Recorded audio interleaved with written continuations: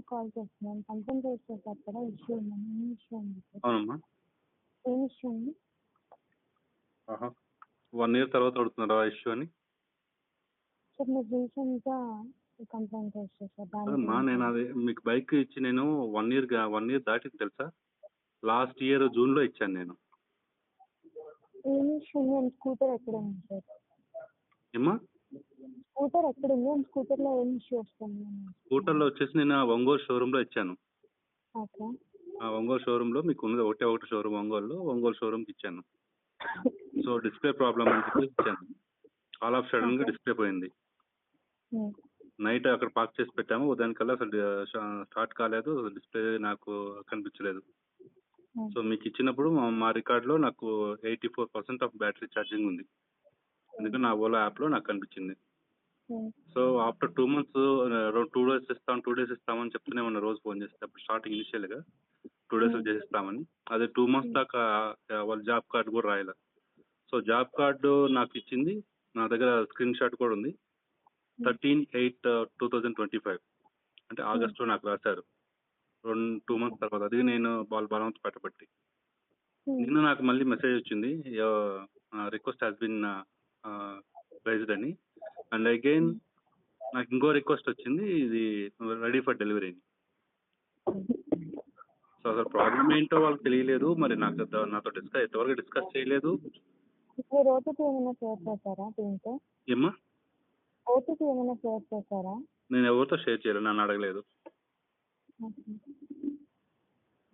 ఎవరైనా కాల్ చేస్తానే కదా, నా ఓలా నుంచి నాకు కాల్ చేస్తే కదా నాకు ఓటీపీ షేర్ చేయాలి.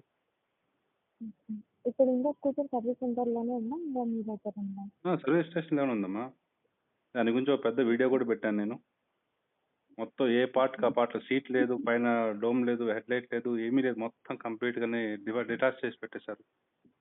సార్ ఇది మోటార్ ఇష్యూ ఏమైనా ఉంది అని ఇన్ఫర్మేషన్ మీకు? డిస్ప్లే ప్రాబ్లం అంటే మోటార్ ఇష్యూ అంటారండి. కొంచెం టైం ఇవ్వండి, కేసు ఎక్స్ప్లెయిన్ చేసి కాదమ్మా, వాళ్ళు ఇంకేం టైం? ఆల్రెడీ 1 year అయిపోయింది. ఇంకేం టైం కావాలి మీకు? ఎంత టైం కావాలి అసలు మీకు?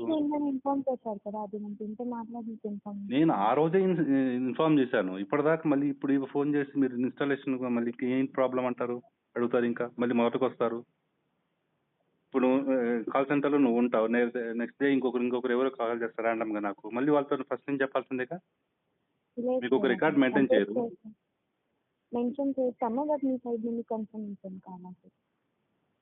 ఏంటమ్మా? అర్థం కాల. ఇష్యూ మెన్షన్ చేస్తాను సార్, బట్ మీ సైడ్ నుండి కన్ఫర్మేషన్ కావాలి. సో అందుకని అడుగుతాను. నా సైడ్ నుంచి కన్ఫర్మేషన్ కావాలంటే నన్ను ఎవరైనా ఫోన్ చేసి నన్ను అడగాలి కదా.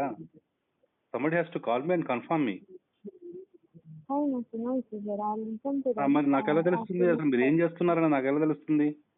ఒక కమ్యూనికేషన్ ఏం లేకపోయినప్పుడు మీకు 1 year పట్టింది ఒక కమ్యూనికేషన్ జనరేట్ కావడానికి. మీకు యాప్లో కూడా రిక్వెస్ట్ రైజ్ చేయమంటారు. రిక్వెస్ట్ చేసింది విత్ ఇన్ మినిట్స్ అది క్లోజ్ అవుతుంది. ఎలా అవుతుంది? కస్టమర్కి కాల్ చేయకుండా ఎన్ని రిక్వెస్ట్ ఉంటాయి చూడండి. నా పేరు మీద ఎన్ని రిక్వెస్ట్ ఉంటాయో. విత్ ఇన్ మినిట్స్లో ఎందుకు క్లోజ్ అయిపోతుంది అసలు? దాన్ని టచ్ చేయకుండానే మీరు ఎట్లా రిక్వెస్ట్ రైజ్ చేయమంటారు? రైజ్ చేస్తే క్లోజ్ అయిపోద్ది.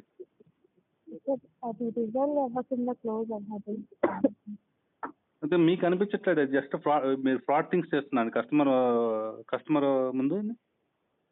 అసలు రిక్వెస్ట్ రైజ్ చేసిన తర్వాత అసలు మీరు దాన్ని టచ్ అప్ చేయకుండా మీరు ఎలా క్లోజ్ అయిపోతుంది? అలా అవ్వదు సార్. ఇప్పుడు జనరేట్ అయింది, నేను కాల్ చేసి మీకు కన్ఫర్మ్ చేసుకుని సార్ అప్డేట్ చేస్తున్నాను. ఇప్పుడు నీకు ఏ ఇన్ఫర్మేషన్ కావాలి నా దగ్గర నుంచి? ఏం లేదు సార్, మీరు ఆల్రెడీ ఇన్ఫార్మ్ చేశారు కదా, ఇందులో డిస్ప్లే ఇష్యూ ఉంది అని స్కూటర్ సర్వీస్ అంటున్నాను. సో నేను డిస్ప్లే చేసి అప్డేట్ ఉందని మీకు ఇన్ఫార్మ్ చేస్తాను. ఎంత టైం తీసుకుంటారు మీరు? ఇంకొక 1 year పడుతుందా సార్? 1 or 2 days ఇన్ఫార్మ్ చేస్తాను. 1 or 2 days? ఓకే అమ్మా, నేను రికార్డ్ చేసుకున్నాను ఇది మీరు కన్వర్జేషన్ అంతా కూడా.